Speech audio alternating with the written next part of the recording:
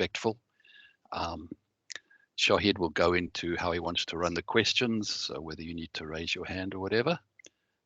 So without further ado, I'll hand over to Shahid. Thank you and welcome everyone.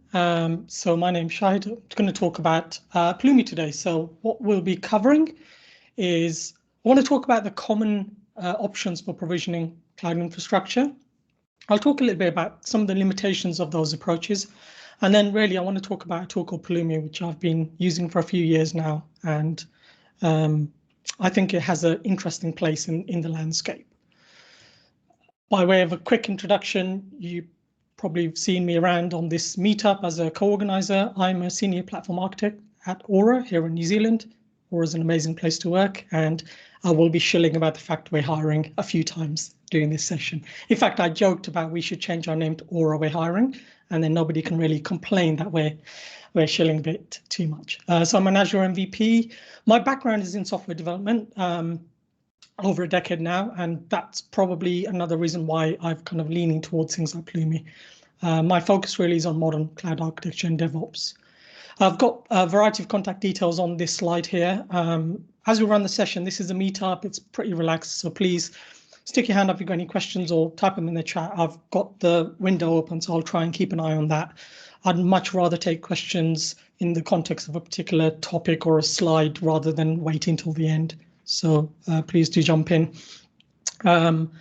Yeah, so when we think about provisioning infrastructure in the cloud, the first place we usually go is the cloud portals.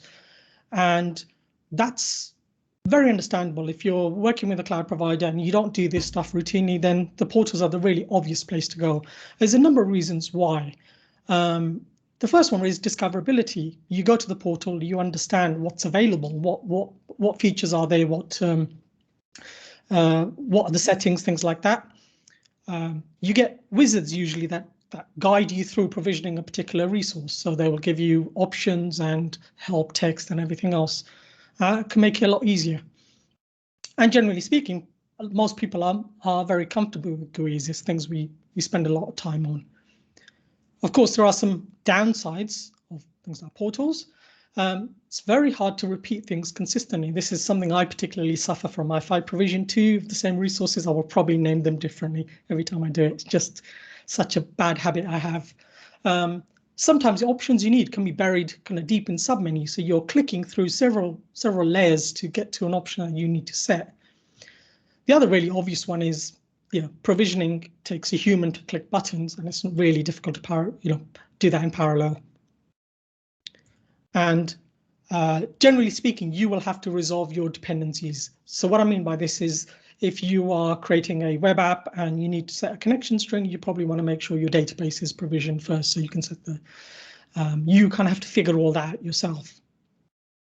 And because of these limitations, the concept of infrastructure as code has come about. So I'm not going to read the whole kind of quote, but essentially what it says is you define machine readable files which have the description of your configuration, and those machine readable, so you can then pass them to the computers and let them do the work. So in the context of the main cloud providers, there are each of them has their own kind of answer to this. So Azure has this resource manager, AWS has CloudFormation, and Google Cloud has deployment manager. Now, this session is going to focus predominantly on Azure, and it's going to focus on using .NET, but the concepts and the principles we'll talk about are broadly applicable to any of these providers. I'll talk more about that, certainly in the context of Pulumi.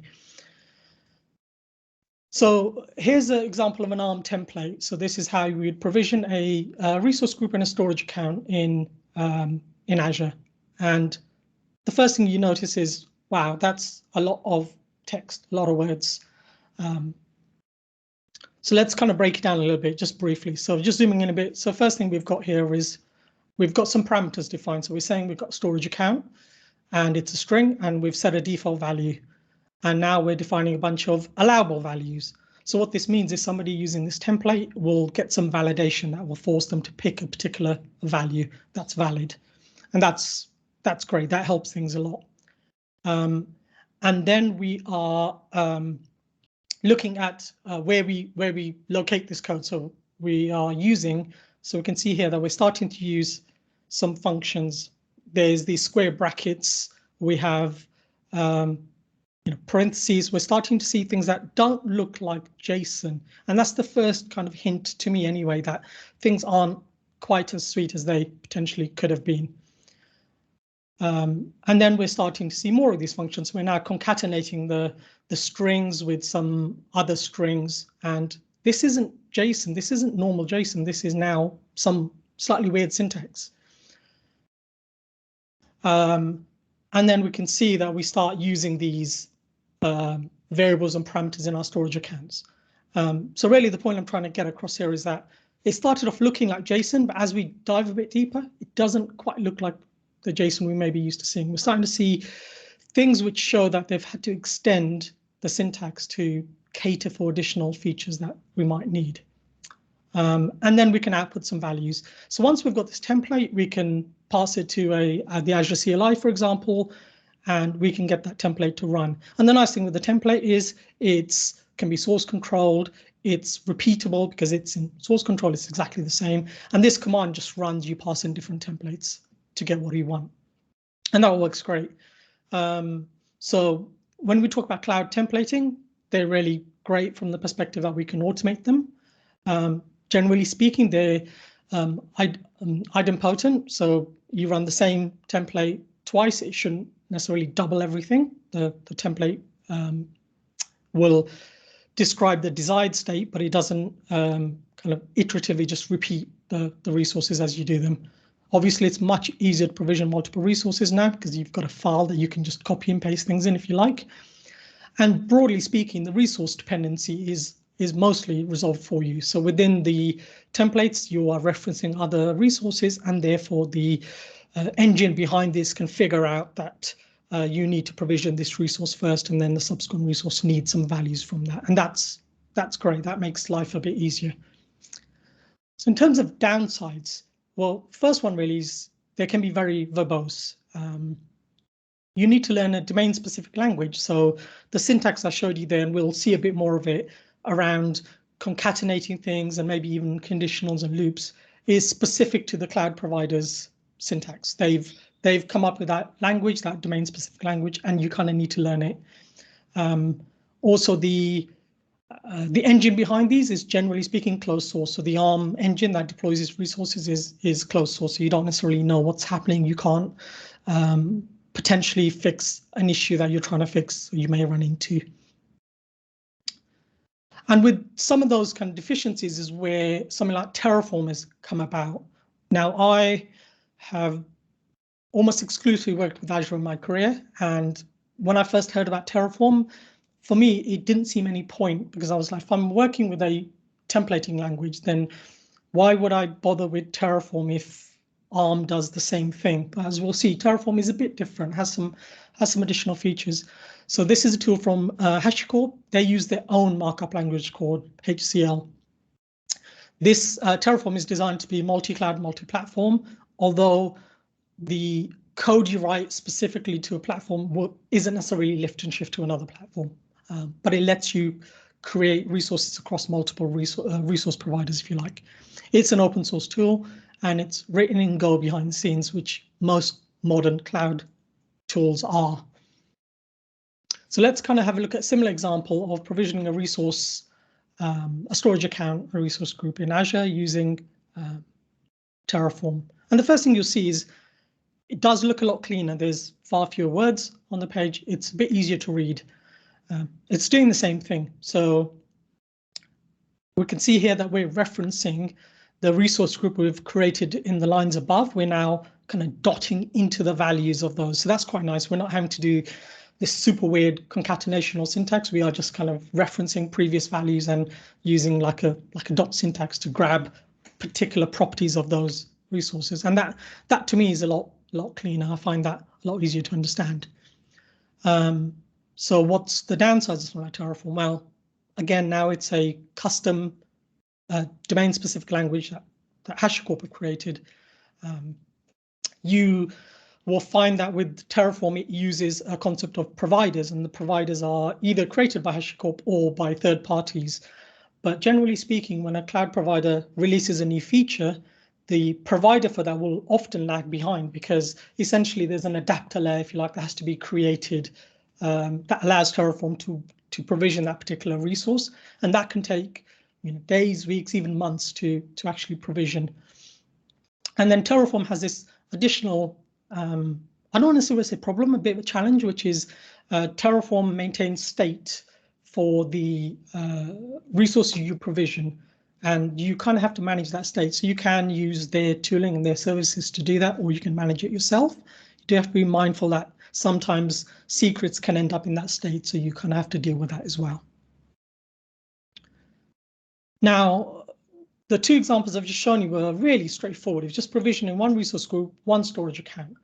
But generally speaking, in most cloud architectures, you have a more complex deployment scenario. So you might have conditional logic. So for example, I know some of the resources that we deploy at Aura, we have geo-redundancy in certain environments. So in production environments, we have geo-redundancy for certain resources. And then in, say, our dev or test environments, we don't necessarily need to enable those. So we want conditional logic that says if it's in a particular environment, we want to do something different. Loops is another one that sometimes we may be provisioning a bunch of storage accounts that we want to just have one template for the storage account that we loop around instead of having to duplicate the storage accounts multiple times.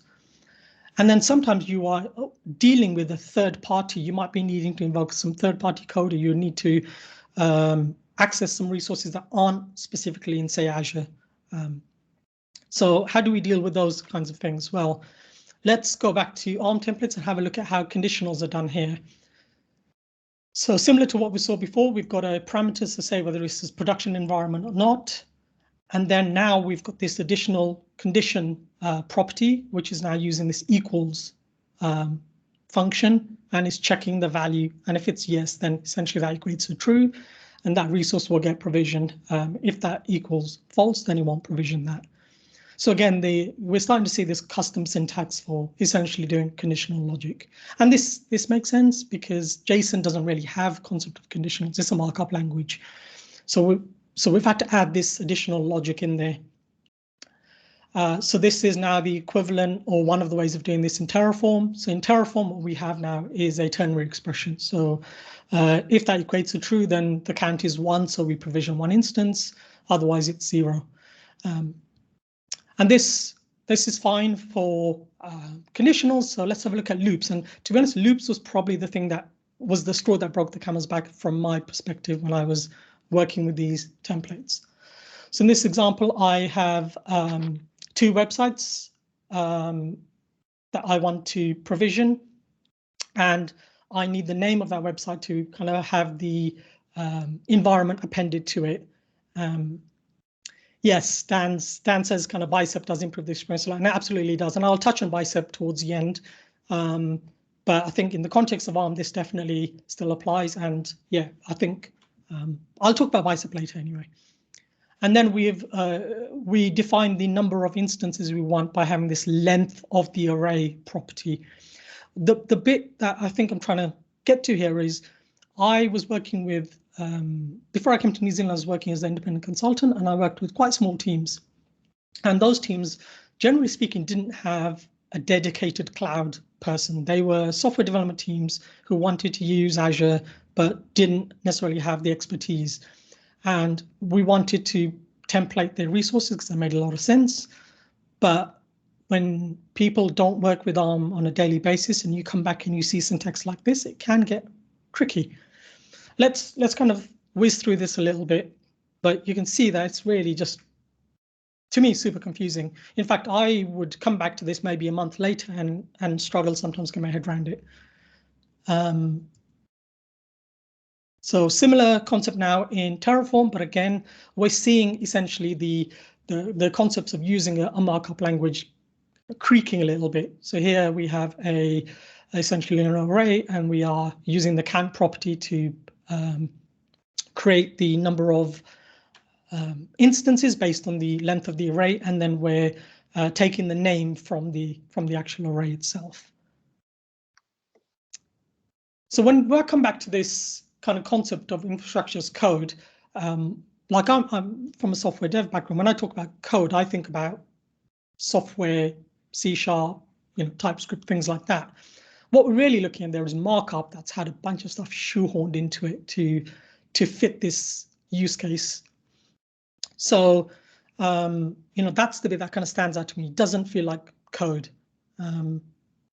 So the term, a term that folks at Pulumi actually kind of coined was, well, what if we think about it as infrastructure software rather than infrastructure as code? And this is kind of where Pulumi comes in. So Pulumi is an open source project. There's one component in Pulumi which is an open source, but everything else is. And the key difference with Pulumi versus the tools I've talked about so far is Pulumi uses modern programming languages to describe your infrastructure and provision it. And we'll see that in a second. It supports many platforms, so it's not just Azure specific. It supports cloud providers and many others. And the key thing here is it's also declarative. So when we look at the code, our tendency will be to think of it as imperative code. It will describe things in a stepwise manner, and it feels like an imperative thing, but actually it's not. It is declarative, and we'll see more of that in a second. So Pulumi supports Node.js, so this is using JavaScript to TypeScript.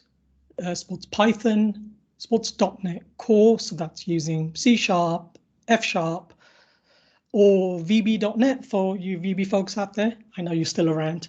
And then Go as well. Pulumi has a concept of packages, or they used to call them providers, they now call them packages. So this is not dissimilar to the Terraform concept of providers, really. So they have all the main cloud providers kind of natively supported, also Kubernetes is natively supported. And then there are a bunch of third-party packages, some created by Pulumi as well. You can also create your own and contribute them as well to the registry. And we'll see how we use some of these later as well.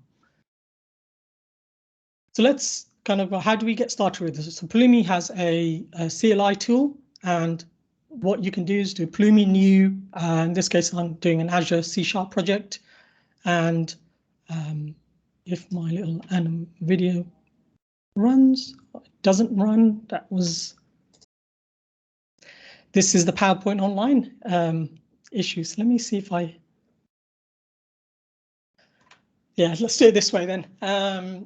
So just going to move that over. So what I do is I do a Pulumi new Azure C#, just accept the defaults really. It creates something called a stack. So a stack is essentially an environment that I'm deploying these resources to. So in this case, it's dev, and then I hit go, and what it does is essentially it spins up a .NET project for me and bootstraps some basic stuff in there. So what does that look like? I think I can come back into here for now. Oh, sorry about the switching between. I'll have to do that. So if I open that up in VS Code, we'll see it's basically just a C# project. We have CS project file. We have these YAML files. The YAML files are the config, and you'll notice that we have a .dev YAML file. That's our config specifically for our dev environment, our dev stack, to use the concept that Pulumi has. And then we have a program.cs file. So yeah, we can see here CS project file, .NET Core. Nothing unusual about this. We're using a package. This snippet's quite old, this screenshot, but yeah, so using a NuGet package, and otherwise there's nothing unique about this, nothing Pulumi special, if you like, just a console app. And if we look at the program CS, what we can see here is this is now the code to create a resource group and a storage account. So let's kind of zoom in a little bit here. So now we are using C#, creating a variable called resource group.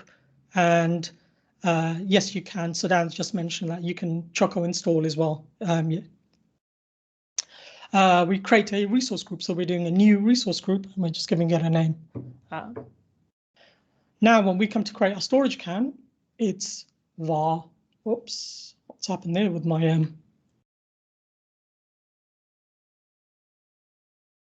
the animations are slightly messed up, but yeah, we create a new storage account, and then the key bit, which is hidden hidden directly behind the animation is we are referencing the resource group variable. So we have a variable here and we are able to dot into it. We get IntelliSense. We'll see this in the demos as well, so we'll see that a bit clearer. But yeah, we can dot into the properties that are available there. So we don't need to know all of the properties beforehand. We don't need somebody to have created a allowed list of variables that we can use. They are available to us through IntelliSense. And so once I've got that, then how do I kind of provision my resources? So if I come back to the CLI now, what I can do is I can do Pulumi up. Those of you familiar with Terraform may recognize some of the syntax is not dissimilar. So I do Pulumi up, and what that will do is it will build the .NET code, check it's all built, and then it will tell me what it's going to do. So it tells me it's going to create a resource group and a storage account. And then I hit yes on that, and it will go and start provisioning that. So while that's provisioning, this actually this was recorded in real time, so there's no editing here. The time it takes to provision will vary, like all cloud provisioning. It's essentially asynchronous and can sometimes take a few seconds, can sometimes take a few minutes. It just depends. So we can see that it's created the resource group, and now it's creating the storage account, and then it's created a storage account, and I asked it to spit back the connection string for that storage account. So we can see created a storage account, it's giving me back the connection string, and that took 33 seconds in real time to do that. So that's how easy it is to provision, say, a storage account. So now if I come back in and now I want to change something in this storage account, so what we can see now is I get IntelliSense. So I click on tags, it tells me this property called tags, and then I've added some additional properties here. So once I create those properties, now I want to update my resources. So if I now do Pulumi up again on that same project and the same stack, Pulumi is now going to look at the current deployed resources versus the new state I've got, and it will show me a diff. So you can see there it says it's going to update the storage account. So two things are not going to change. It's going to update one resource, which is the storage account. I can click on details and I can zoom in, and it tells me that what it's going to do is going to add these tags in. So that's great. And then I can go ahead and tell it to update that, and then that will go ahead and start doing the updates. And all it's going to do here is update those tags. So it's not going to delete the resource or any of the content that's in that resource. You can see that was super quick.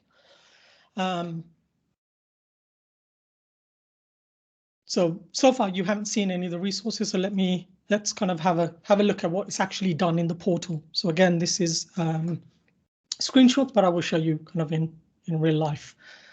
So what we can see here is we have a resource group, and then we've got storage account. Now, first thing you notice is, well, that resource group's got weird characters at the end. What's that all about? Well, this is Pulumi's kind of recommended approach. What they say is Pulumi will by default add in some random characters to your resources to essentially differentiate them. So if you are provisioning the same resources multiple times, we know that there are certain things that must be a globally unique name. And by doing this, it kind of avoids collisions on that. Now, you can override this. You can force it to use the very specific names you've got. But there's probably one good indicator that you need to have a think about the way you might be used to working. I know we like seeing our resources named in a very particular way, and a lot of organizations tend to have rules around this as well. You can specify the prefix to whatever you want within the limits of a particular resource. And that's what I would recommend doing. I would say, unless you really, really need to have a very, very defined name, you should let Pulumi do its random resource names and use the prefix as your kind of corporate naming policy, if you like. Now, there are limitations, like we know with storage accounts, character limits, certain values are not permitted, for example. So you do have to be a bit mindful of that. But yeah, that's something to think about. So yeah, just zoom in on that. So once I'm finished with this, Is that video going to work in here now? Oh, it is. Okay, cool. No more dipping out of present mode. So once I'm finished with this, I'm not demoing anymore. I can just hit Pulumi destroy. Gives me a chance to kind of change my mind, tells me what it's going to remove, and then it will start deleting. So this again will take as long as it takes. I think this particular recording I did pause it, so you can see it took 55 seconds, and it's now removed those resources. So really nice way of demoing stuff, trying stuff out, and that's also the reason why I wasn't super concerned about you seeing my storage account connection strings, because it doesn't exist anymore. So what you may have seen is a few times is we've seen these yeah, actually we'll come back to that. So how does Pulumi work behind the scenes? Essentially what Pulumi has is it creates a resource graph behind the scenes. It takes the language that you uses as a language host, and essentially creates a resource graph behind the scenes. And that resource graph is then sent to the provider. So in the case of Azure, it's sent to the Azure API to actually provision the resources. When Pulumi was, so a couple of years ago, Pulumi kind of first started about, they've been around for 3 years now, I think at least. They were using a lot of Terraform's providers behind the scenes, because Terraform's providers are open source and license was permissive enough that Pulumi was actually using Terraform providers to provision the resources. So the code we were writing was essentially being parsed and then put through the Go interface, the Go providers that Terraform created. And it basically just sends CRUD commands. It maintains the state of your environment. So it's so similar to the way Terraform does this. It maintains a state away from the cloud provider. That's something to bear in mind. So it does have some of the same limitations that Terraform has around that. You have some choices where you store that state. You can have that state stored on a local disk. You can have it on a cloud storage, or you can use the Pulumi console. And that is a paid for option depending on the tier you use. And we'll cover pricing a bit later. But yeah, you can also use their console. And to be honest, that's their kind of monetization strategies, is their kind of console and all the features that kind of brings with it. Let's have a look at that console. So what we can do is, this is the Pulumi console. I've just signed in. And what you saw, every time I ran at one of the Pulumi cons, it gave me a link. And that link actually points to this Pulumi console. And what I can see here is I can see all the actions I've done on my infrastructure. It gives me a summary of what was done, a detailed view of what was done, and gives me some other configuration as well. And so I can step through all of the different transitions, all the changes I've made in my infrastructure in a really nice way. I've got really clear view of this. So you can see there the third update kind of destroyed everything. Yeah, so you have the ability to kind of create organizations, manage your resources that way. This is, I'm using a personal account, which is free to use, has some limits on it, which we'll talk about later. So compared to certainly out of the box things like ARM, you obviously have the deployments in the resource groups, but you don't have anywhere near the same level of visibility. Cool, and let's go on. Yeah, so the other thing that's really quite powerful within Pulumi is when we think about invoking third-party APIs, when we're using things like cloud providers. So yeah, just before I go into that, so just to answer Dan's question. So how do you define dependencies between resources? I will show you that, but largely it's done through the fact that you're referencing the variables. So in the example I showed earlier, where I had a resource group and then I was using the name of the resource group, the fact that I'm referencing that variable means in the code there's a link to those two, so that creates the dependency. If you need to make that more explicit or you need to change that somehow, you can also define another way of doing that. And I'll show you some examples of that in the demos as well. So when we want to invoke third-party APIs, when we are using things like templating and even Terraform, this is usually quite challenging. You often have to drop into running a script, either inside your template or kind of after you've run your templates, you need to run a script of some kind. Those scripts can often be difficult to test in isolation. They often rely on third-party tools being on the machine. So PowerShell is a terrible example, but you need PowerShell on the machine. And then there's yet another language to learn, which again, if it's your day job, that's absolutely fine. If this is the stuff you spend your day doing, awesome. But if you're a full stack engineer who's spending most of your time kind of mixing between back-end code and front-end code, then having to learn Bash or PowerShell additionally is perhaps not top of mind, not a high priority for you. So the really nice thing with Pulumi is it is pretty much seamless. So for example, because we're running C# code in a .NET console application, you can take a SDK from any of those providers and integrate it seamlessly into the Pulumi code. So you can pass variables from Pulumi into the SDK and vice versa. So it works seamlessly. I had a bunch of slides kind of showing a very specific example, which I've taken out because they were referencing to the old Azure Storage Websites feature, which for quite a while you couldn't enable it through ARM. There was no option in ARM to enable Azure static websites from storage. And I used Pulumi at the time to use the storage SDKs to actually enable that feature.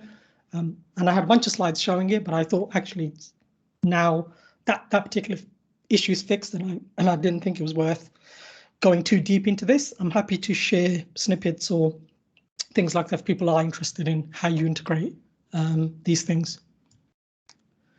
So we're about 40 minutes in. What I'll do is you've seen kind of lots of pre-canned stuff. Let's go slightly wild, and like all true talk preparations, I definitely wasn't hacking this stuff this morning to try and get it to work. Definitely not. So let's go over to VS Code. And what I've got is just gonna clear my screen. Nobody saw anything. I've got a kind of similar example to what I've shown before, but with a few more things. Have I been praying to the demo gods? I didn't. So look, that's the fun of these things. And again, it's chilled, it's remote, so nobody can throw tomatoes at me. So I'm safe. I'll just fake a dropped internet connection if it all goes really bad. William, hi. I will come back to your question actually. Remind me if I don't. So yeah, I'll come back to that. And Dan, I will come back to your question about testing as well, because I'm not covering it in any specific detail, but that is an option as well. Hopefully everyone can kind of see that. I tried to zoom in a little bit. So what we have here is a bunch of resources similar to what we had before, but now there's a few more things going on. And actually what I'll do is, before I show you that, because I need a bit of time for this to run, I'm going to do, oops, where did I just type? Did I break my code? I think we're good. So I'm just going to do a .NET build just to make sure I haven't typed anything weird. Cool. And then I've aliased Pulumi to P because I'm terrible at typing. So I'm going to do a Pulumi up, and I'm going to do something you should never do, which is tell it that just go ahead and provision. So I need some time for that to run. So I'm just going to let that run, and then we'll come back to that. So what we have here, similar to what we saw before, we're creating a resource group, got a storage account, and yeah, so here we are. You can see the reference there. So I'm referencing the name property. If I come into here, we can see things like location, got properties, got tags, and actually I've got I did have Copilot running, but it looks like it's having problems. So that's fine.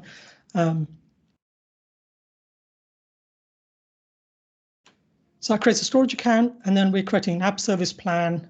So you can see here, sometimes we still need to know the values of these things. We still need to know what to pick. And this is one of these things that, I think as say when I was a consultant working with this, people would say, well, surely if you let people use this kind of stuff, you're doing yourself out of a job. And obviously that's never something I ever worry about, because people need to know what values to choose, and you don't always have the ability to figure out that, okay, what the limitations of a basic is versus a premium, for example. So because I'm cheap, I'm using a basic here. I'm creating a blob container. This particular deployment is going to deploy some static content, just for kind of demo purposes, really. So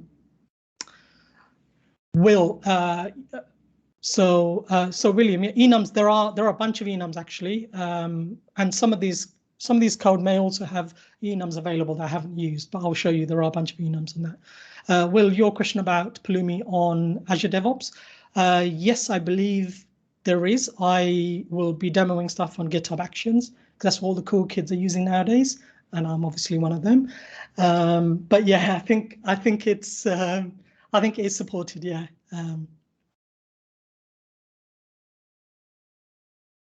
We're creating a storage blob, and we're gonna upload essentially a zip file to that.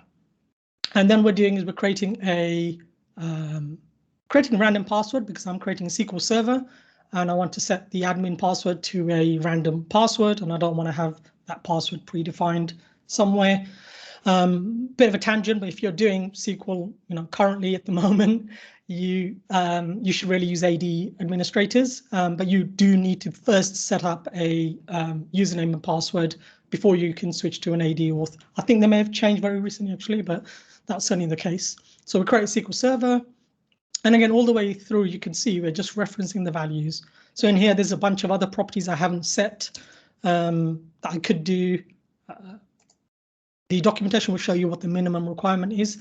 And actually something, sorry, I should have covered actually with the resources. The pattern with these resources is very, very similar. And generally speaking, what that is you new up the instance, you pass in the name, and this is the prefix for that random name. And then you create these args. So these args are generally always going to be the resource name args, and then you pass in the options in here. So that's the pattern that all of these follow. So we've got the SQL server, got the database, and we're specifying things like the SKU there. And now we're creating a web app, and we're referencing some values that we want. So for example, we're taking, I didn't show it, but we created an App Insights component up here.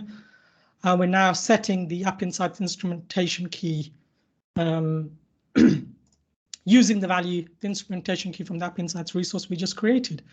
And then we're creating a connection string. And then down here, we're setting the database connection string. Now, some of this syntax may look a little bit weird.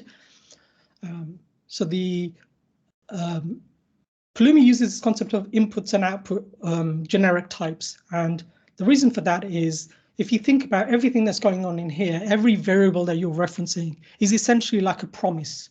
Because as I said, these are not imperative code. This is declarative code. So when I'm referencing the value of a connection string or the name of a SQL database or SQL server here, well, that name is not defined in this code. That name, the prefix is, but the rest of the name is unknown at the point. So it uses this concept of inputs and outputs. Most of the time, you don't really need to interact with it. Sometimes if you need to concatenate or move, combine values together, you do have to jump through what looks slightly more obtuse syntax, but you're essentially passing in these variables into a lambda expression, which is then constructing the string. So, and then in this particular example, the last thing we do is we tell it to output the default host name. So I managed to waffle long enough for that to run. So that took 2 minutes, 42 seconds, and it's just provisioned this website for me. So if I grab that domain and I come over to here, and I just pop in a new tab for now. This is where we cross our fingers. First run of an app service usually is always a bit slower. Cool, there we are. So we have an app service, kind of static content really. Cool. Now you notice obviously that the DNS is not great, so we'll come back to that one. Let's have a look at the resources in the resource groups in the portal. So let me do that. So here's the app service resource group it created, and here's all the resources. So we can see, for example, here's our app service. I click through onto that. We can come down to configuration. I'm not using the database in this demo, but I'll just show you that the database connection strings are all populated. So you can see here's instrumentation keys populated, connection strings are populated, and the DB connection strings are populated with a, let's do that. People don't normally go out the way to show you the connection strings, but in this case, it's fine because it's going to go pretty soon. You can see that was the random password that was created for me as well. So I don't even need to, there's less of a risk of leaking those particular passwords, for example. Now, of course, again, modern architecture, you're going to be wanting to use managed identities, things like that. But just to show you that's there. Use all my DTs. Hey, Dan, I mean, Microsoft's paying for this one anyway. It's my MVP tier, so it's all good. And it's S0, so use as many DTUs as you can. Awesome. Okay, what I want to show you actually is some of the workflow around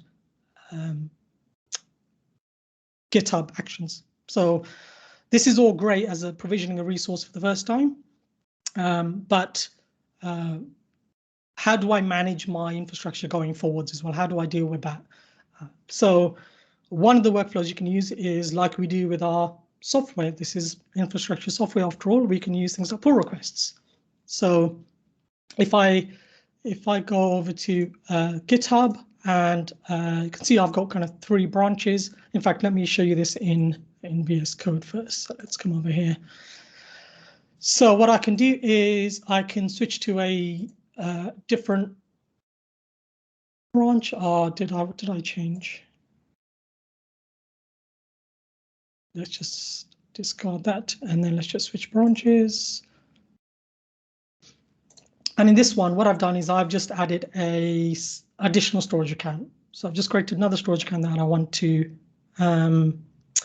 do. So I may have missed some questions. Viet, I'll talk about kind of migration in a minute. Well, not in a minute, but soon. So in this example now, I've got an additional storage account that I've created. And what I could do now is I could do Pulumi preview. In fact, let's have a quick look at that. So let's do a Pulumi preview. So it's my kind of local workflow, if you like. And if I haven't messed up my testing, what it should do is show me that I have one additional resource to provision, which is the storage account.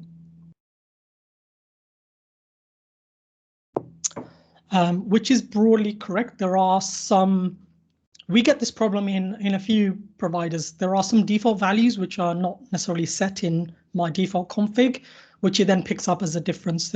This actually doesn't cause a major issue. But the key one is that it's going to create this additional files storage account. So I've pushed that branch. So let's go over to GitHub and let's do a pull request. So let's come over here. Let's go to my branches and let's pick this one. And let's what am I doing? Sorry, let's go back here. Let's do it from here. So let's no,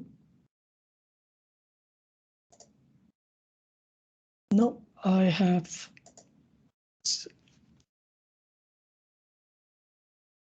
I'm going to reopen the pull request. It may be a bit easier. We can see. So when I do a pull request, then I've got GitHub Actions integrated, and what that will do is actually run the Pulumi preview for me, and it will show me what the difference is.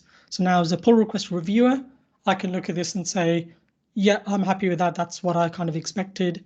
If I'm seeing things that are going to be deleted that I didn't expect to see, then I can say, okay, that pull request looks a bit dodgy, so I won't approve it. But let's go ahead and merge this. I think it's still Yeah, so I'm going to cheat. I think I set my branch policies a bit too strict. I'm just going to cheat as an admin, and I'm going to branch. Looks like somebody's mic is hot. Could somebody mute that one if possible? Thank you. I'm going to cheat. Don't tell anyone I'm doing this. I'm going to bypass the branch policies, and I'm going to do a merge.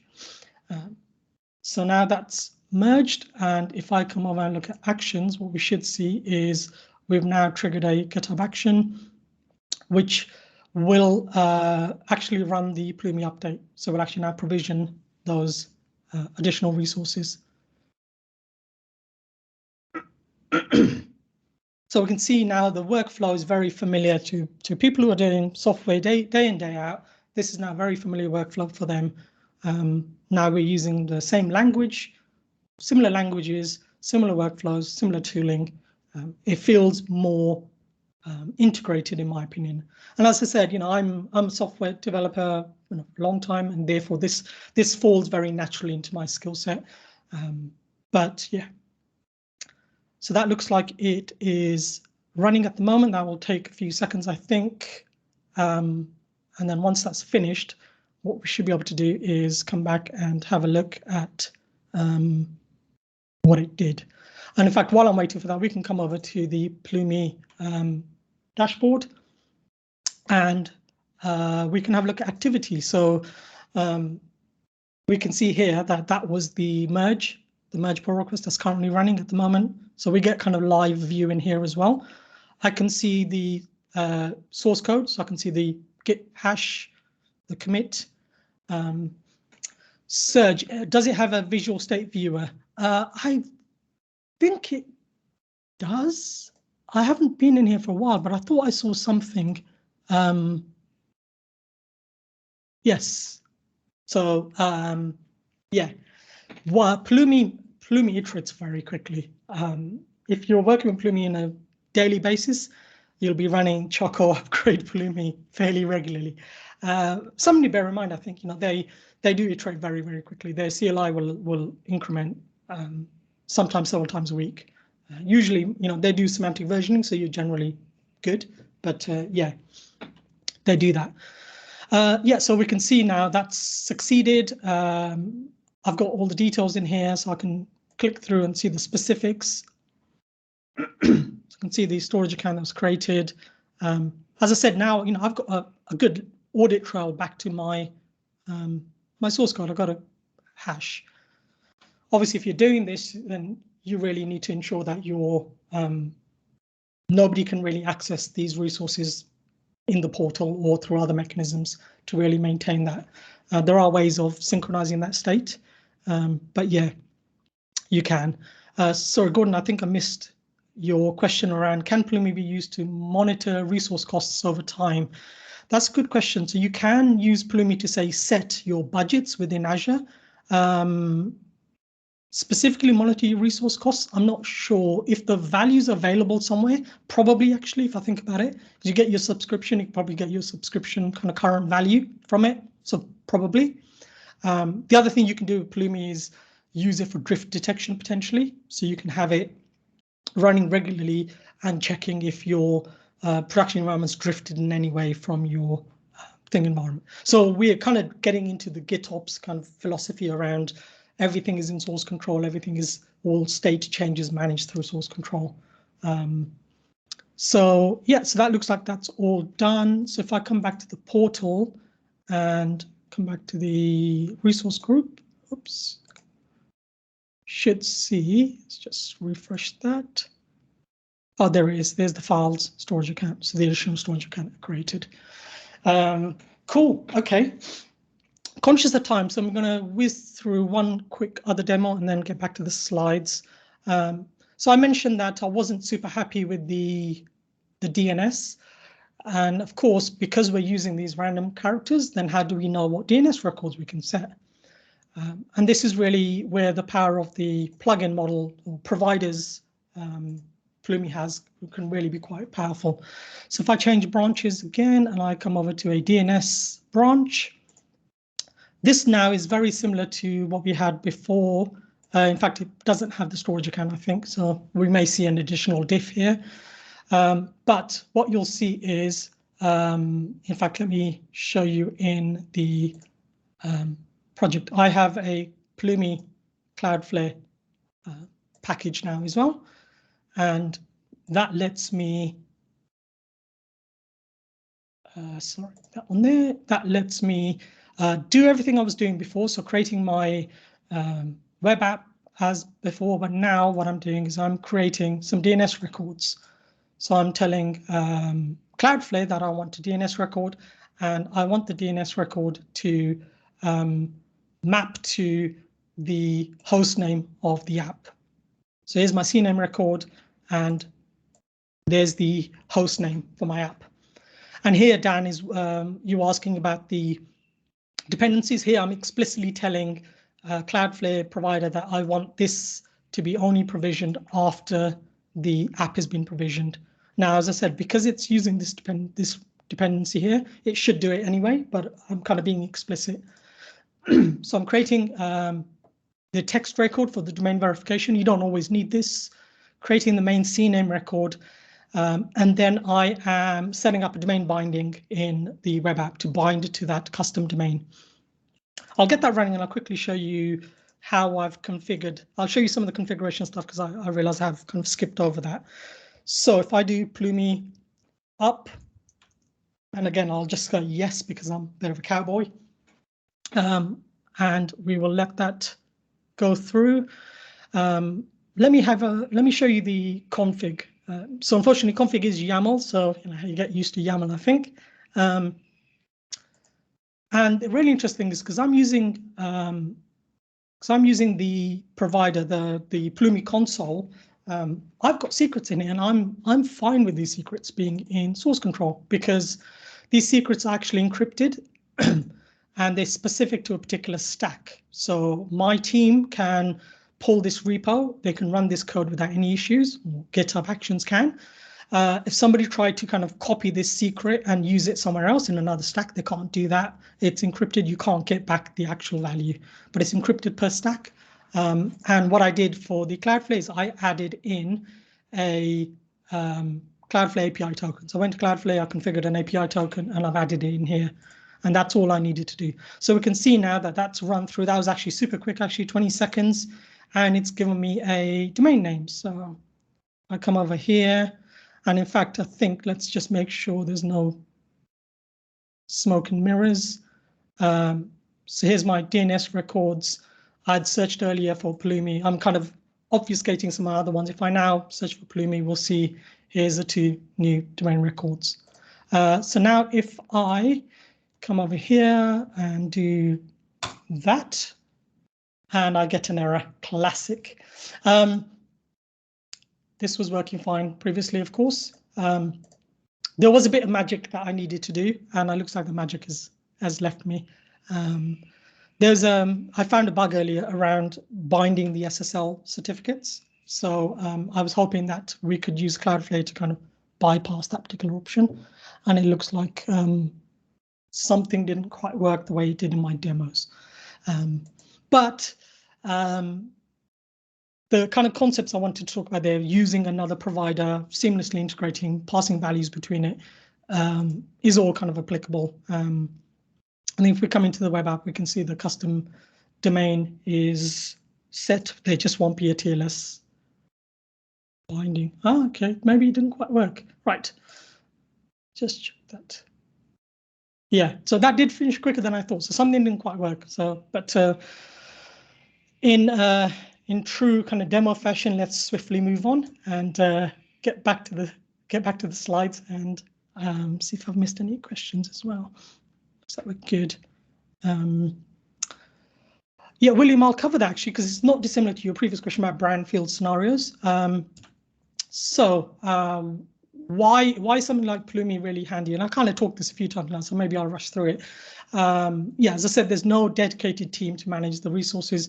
Complex templates. Now, to give you some context, the reason I kind of started looking at Pulumi a few years ago was the client I was working with were using Application Gateway, And if you've ever had to make an application gateway template that is flexible and can change, dynamically add additional routes through it, you know, that can get really gnarly. So the answer is sometimes just to copy and paste chunks of code. And yeah, so you need to coordinate a bunch of steps if you're trying to get these things to work seamlessly. And yeah, I kind of covered this stuff really, so I'll skip through it. So Pulumi is really powerful because it's using the tools that you're already familiar with, your team is going to be already familiar with. You're likely to have, as a software company at least, you're going to have more people who are comfortable with code than they are with, say, ARM templates, for example, or, you know, Terraform or whatever. Using the same tooling now, the same policies potentially as well. And you get that console, which lets you see what, you know, everyone sees what's happening with the infrastructure, which is awesome. So to get onto your question, William, how do we work with the existing resources? So you have a few options here. It can be really flexible with Pulumi. So you can basically tell Pulumi to just leave everything as it is and then just start adding new things alongside your existing resources. You can tell Pulumi to adopt an existing resource. So you can tell it to, you can write the, let's say, you know, you've got a web app that you want to adopt that's already deployed. You can write the web app C# code, and then you can tell Pulumi to adopt that particular web app you've got to map it to that C# code you've got. So in that example, adopting doesn't generate the C# code for you, but recently they've added a number of abilities to what they call import resources, for example, where you can point it at an existing deployed resource and it will generate your source code for you. So that'll be C# or TypeScript or whatever language you're using. So that's done on the CLI. And then they also got, they've got this in the portal. So you can actually go in the portal, paste in your templates and copy out your code on the other side. Now, our templates at Aura are quite complicated and use a lot of linked templates. So it doesn't work super well for some of that. But yeah, you can do that. So there's tons of options for how you can, you know, kind of integrate. There were questions earlier, I think, about similar questions, but for Terraform. I think the Terraform tooling was there first. So there's Terraform kind of converter, Terraform to Pulumi converter. So yeah, tons of options really.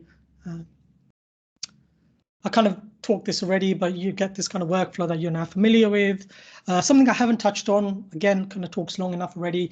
They've got something called an automation API. So everything you saw me doing at the moment was me running their CLI tool, which is great. But let's say I work in a team where I'm a platform team and I want to build a self-service portal for my engineering team to use so they can provision a database exactly how they want. We're not doing the portal at the moment, but we are creating resources that are defined the way that Aura wants them. So for example, in databases, we want to make sure that TD is enabled, auditing is enabled, long-term retention is enabled, all these other things. We can create a component that defines all of those default properties we want, and then our team uses that component. Automation API takes it one step further. You can actually use Pulumi in your own code. So you can create your own portal, and then your team can go and press a button and it provisions those resources. So they're not running Pulumi CLI behind the scenes. It's really, really powerful capability. And I'll probably do talks in the future where we go a lot more deeper into this stuff. I think it's really really awesome bit of improvements. So where's Pulumi really powerful? Kind of touched on this already. Modern languages, third-party SDKs, because most of them have SDKs for those languages, you can just integrate them seamlessly. If there's a capability that's not supported, it's available. And on that point, let me get back to one of the questions, which was, how quickly does Pulumi support a resource when the cloud provider releases it? So when Pulumi originally came out, as I mentioned, they used to use Terraform provider, say for Azure, but now for, I think it's been at least a year, they have what they call the native provider. And the native provider is awesome. It will basically be pretty much up to date with Azure. I think it's possibly code gens every night. So it's at most it's a day behind.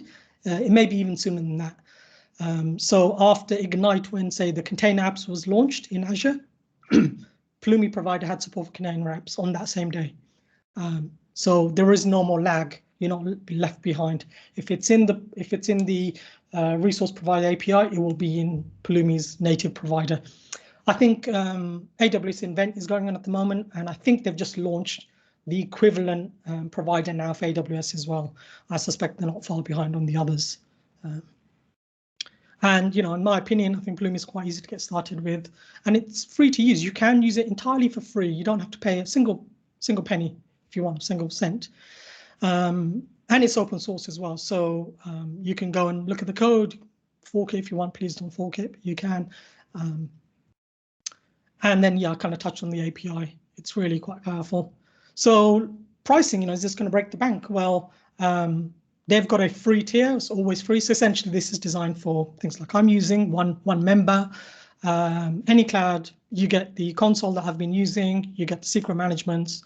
You get unlimited deployments, but it's kind of limited. And then the team kind of tier is, this pricing model changed a few months ago, but now essentially you get, as you can see there, you get a free kind of quota of credits, and then you pay for consumption. You pay for the number of resources you're managing or provisioning. So it's an interesting model. I'm not quite sure how I feel about it, if I'm honest, but yeah, it's interesting. So everything is awesome with Pulumi. So obviously there's evidently no issues. You know, all my demos worked flawlessly. Of course not. So Pulumi does support fewer providers. I think 78 was the count I saw earlier when I looked. Terraform has been around for a while. It has a large number of providers. You can contribute your own as well. You still need to learn the cloud provider API, right? This isn't a Pulumi specific problem. You do need to know whether I should be provisioning a basic tier. Do I need geo-replication on or off? All of those things. You still need that knowledge. That's not. Pulumi can give you IntelliSense, can give you help in the IntelliSense, give you a clue, but it doesn't solve that problem. When you do Pulumi preview, it does a bunch of validation, which is awesome, but sometimes certain errors will only show up when you try and actually run Pulumi up. So there is something to bear in mind as well. And because Pulumi maintains its own view of the world, if you cancel a running Pulumi deployment, you can get it very confused, because essentially what it's done is it's told the cloud provider to go away and provision a bunch of stuff, and it's now waiting to kind of check if all of those things have been provisioned, and it's maintaining a view of this world, right? You can, if you hit Control-C during that, then Pulumi is kind of disconnected now. The cloud provider will continue doing what they were doing. They'll finish what they were doing. And then Pulumi's view of the world is now different. It will tell you that when you try and do it. And it's actually really straightforward to fix. And you can also tell Pulumi to refresh its view, its current state from the current cloud provider view. And that's the mechanism you would use to do drift detection as well. That's how you would check, is my current deployed view of Azure in Azure matching what I think it should be. So that's quite powerful. So what about some other alternatives? You know, we see other options for doing this. So Azure has a bunch of SDKs that you can, you know, essentially they abstract REST calls and you can use them. So they are, some challenge with them, they're imperative. They're generally speaking just going to be invoking the API to select, to provision a resource, and then it's done.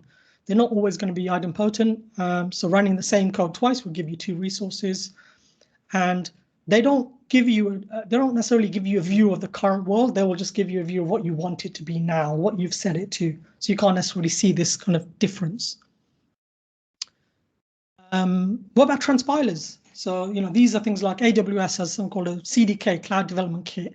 And essentially it's very similar in the sense you write code, you write software, but it transpiles it into CloudFormation templates, and then you run those templates, or those templates get run for you. They have the same inherent issues with that are in the templates, other than the syntax problem. The fact that they are potentially verbose, they don't necessarily allow you to dip into other APIs, other providers. Pharma does a very similar thing. Pharma is a kind of open source project using F#, and F# and infrastructure is really well suited because of the terse syntax you can use with F# as well. And then Terraform, again, I want to say about a year ago, but I don't know because time is weird and we're still in March 2020. Terraform has a CDK now, so essentially similar, again, to writing using software, but it generates TF files from general purpose languages. And then the question, of course, what about Bicep? Bicep is a DSL from Microsoft. It's essentially simplification of ARM. It lets you do things a lot simpler than ARM does. in my opinion, it's very, very similar to Terraform in that sense. The language looks fairly Terraform-y. It's a lot cleaner, but it still has the same limitations, which is it's Azure specific. So I can't use it to provision my Cloudflare DNS, for example, and all these other things. So the way I like to think about this kind of landscape, this is how I feel my journey went. When I started off, I was using portals, and then I kind of evolved a bit, and I started using cloud templating. And then maybe when you use Terraform, that you've kind of evolved a little bit more. But I genuinely think when you start looking into tools like Pulumi, you are like, this is an evolution. We have moved forwards. And I think that's a major step forwards in my opinion. So if you want to learn more, some examples there. The Pulumi team are super engaged. They're brilliant. They're really good at helping you answer questions. When I was in the European time zone, they would often answer my questions within minutes. I haven't tried it in the New Zealand time zone. I suspect not quite as much. But yeah, otherwise I'll say thank you. Yes, we are hiring. There's the shameless plug. My contact details again. I've mentioned my blog on there. I will warn you, beware of the cobwebs if you go to my blog. Turns out when you kind of, shift your world to the other, shift to the other side of the world during a pandemic, you don't necessarily get a huge amount of time to do blogging. Otherwise, happy to take any questions that weren't asked in the thing. I'm also conscious that people want to probably get back to work or finish their lunch.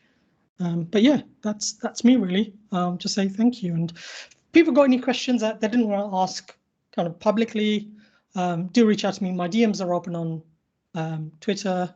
Yeah, that's it really. I think I'll hand back to Rory. Okay, well, thanks, Shahid. That was really interesting, and I'm sure everyone learned a lot. So for everyone, I hope you all enjoyed it. That was our last thing for the year, so hopefully you're going to take some time off, have a fantastic break, have a good Christmas, and we'll catch all up next year. Thank you, everyone. Thanks, Shahid. Thanks, everyone. Doing a clap. Oh, we did lots of virtual claps. Sorry, Luke. All right, cheers.